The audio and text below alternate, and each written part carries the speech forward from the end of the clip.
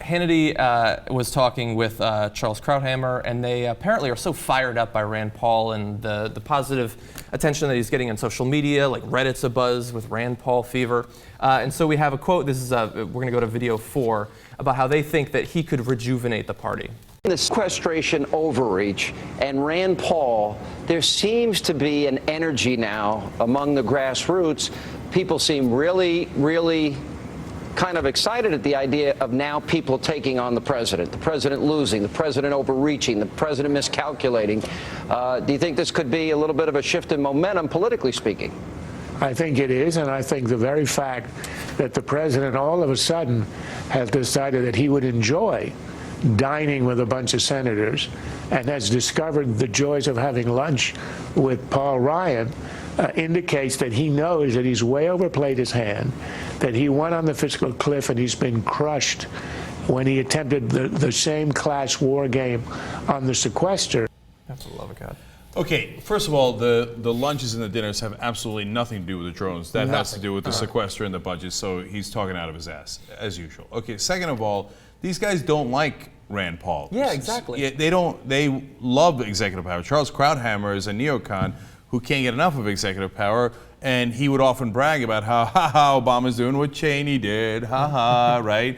And so Rand Paul's opposed to that, and part of the reason he was successful is because a lot of progressives agreed with him. So he had a wide section of the country saying, hey, wait a minute now, we think this is too much executive power. But over at Fox News, again, Hannity, during the Bush years, and even during the Obama years, whenever Obama reaches for more executive power, they largely agree, right?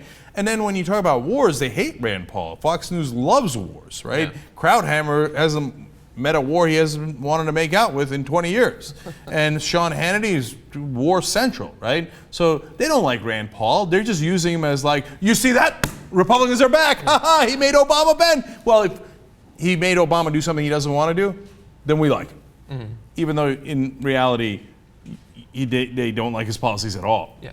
Even though the goal that was attained was to make him more progressive. Exactly. Yeah. But as long as you're bashing Obama, Fox News gets confused. It's like, does not compute. Rand Paul against wars and drone strikes. We love those. But he is also against Obama. Breakdown.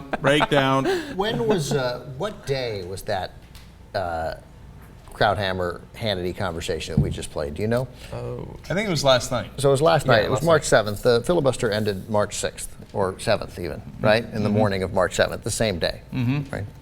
So Sean Hannity, people just, they can just say whatever they want. He already senses a grassroots movement. Like there was the thing. I hadn't thought of that. Just fucking ended. Yeah. Like there's no grassroots movement. No, there was a lot of tweets.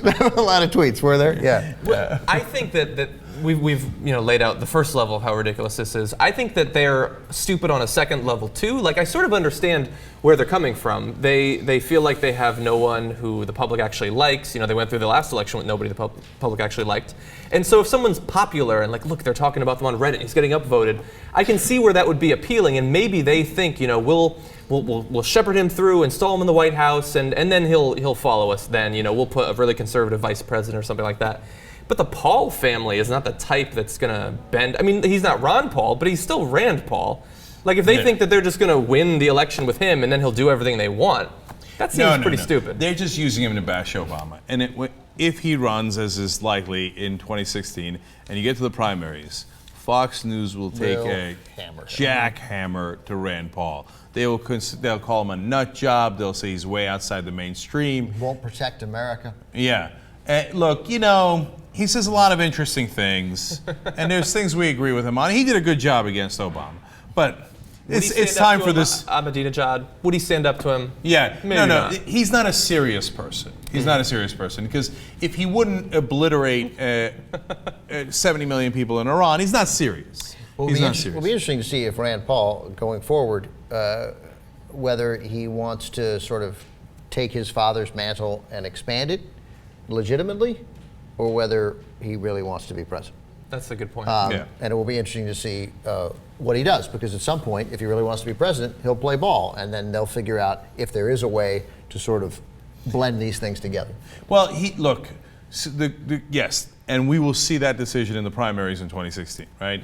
But for the moment being, he's already indicated in a lot of ways that he will play ball with corporate donors, right? So I've seen him bend his libertarian principles several times when it was convenient to do so, and he even says, look, I'm somewhere between, diehard libertarian and practical conservative. So he's already staken out that ground. But can he get himself to say, yeah, I like wars, right? I don't think he can say that. So then he's going to run into a significant issue.